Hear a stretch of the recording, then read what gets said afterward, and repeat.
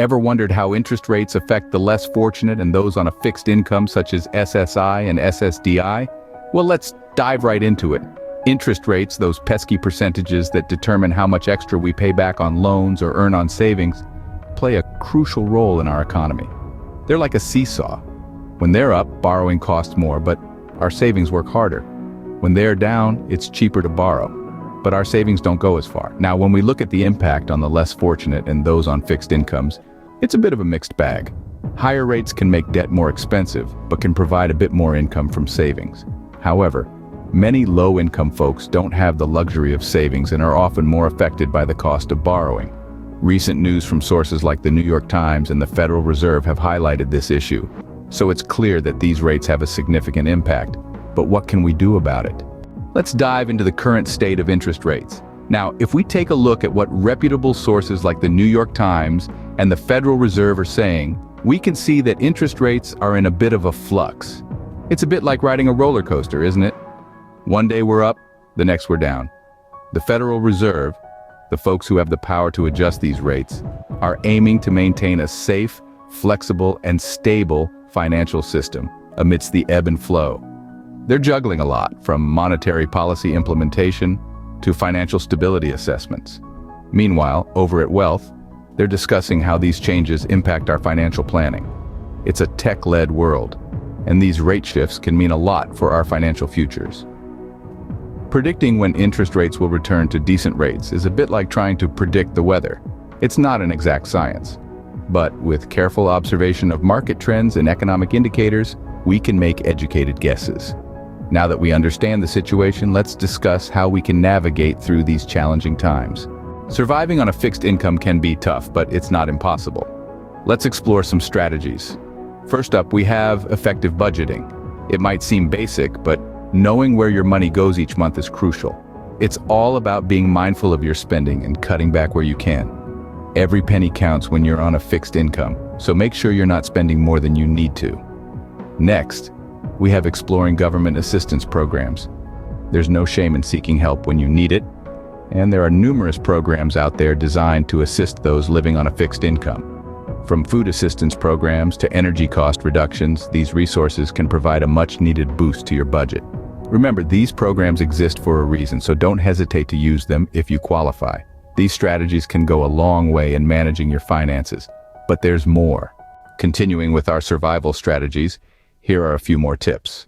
Now let's talk about investing wisely. The fear of losing money often deters people from investing. But the truth is, if you're not investing, you're likely losing money to inflation. So consider low-risk investments like bonds or high-yield savings accounts.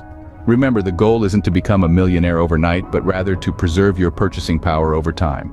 Next, let's move on to reducing expenses. Life's little luxuries can add up. That daily cup of coffee, eating out, cable TV, these might not seem like much individually, but over a year, they can cost you thousands. So, make a budget, track your spending, and cut back where possible. And remember, it's not about depriving yourself, but rather about making conscious spending decisions. Finally, consider finding additional income sources. This could be anything from part-time work to selling handmade crafts. The internet has made it easier than ever to turn your hobbies into income. And remember, every little bit helps. So there you have it, folks. Investing wisely, reducing expenses, and finding additional income sources. These are just a few ways to survive on a fixed income. Remember, these strategies require discipline and consistency, but the payoff is worth it. To sum up, interest rates do have a significant impact on the less fortunate and those on fixed incomes. What we've discussed today is not just about the numbers, but about the real-world effects these rates can have on everyday people. We've delved into the current state of interest rates, where they might be headed, and how this can affect those of us living on a fixed income.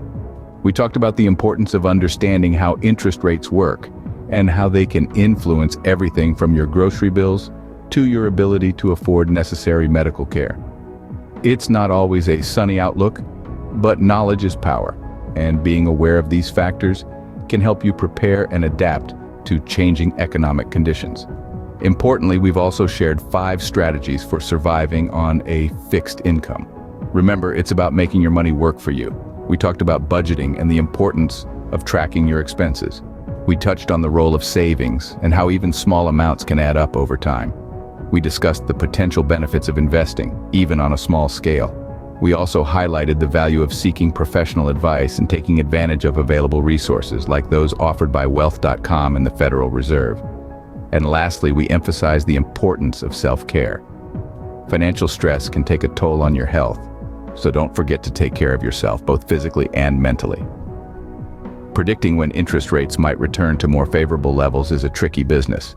It's something that economists and financial experts are constantly monitoring and debating. But rest assured, we'll keep you updated on the latest news and insights, like those from reliable sources such as the New York Times. If you found this information helpful, don't forget to like, comment, and subscribe for more insightful content. Stay financially savvy, folks.